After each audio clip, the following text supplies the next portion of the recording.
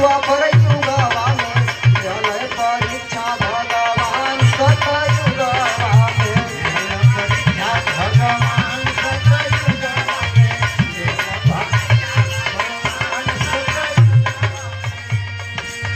गुरुवर बिहारी रमन स्वर्ग में परई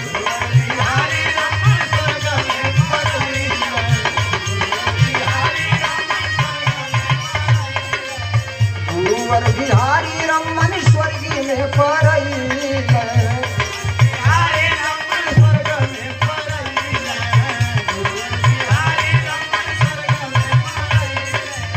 भोला भरत सिया राम रीतिया निभौल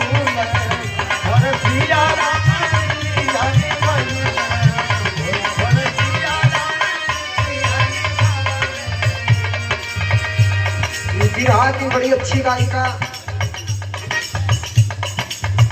हमारे कवि जी सियाराम कवि जी की तरफ से 51 रुपया का पुरस्कार मिलल। बहुत बहुत धन्यवाद बा।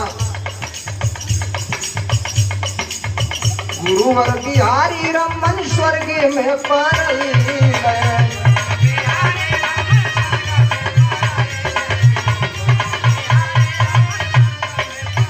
भोला भरत सिया राम रीतिया निभौल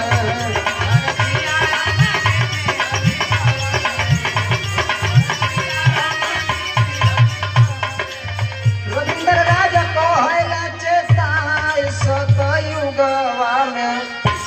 अरे रविंद्र राजा कहले चेताय सतयुगवा में लेहल परीक्षा भगवान सतयुग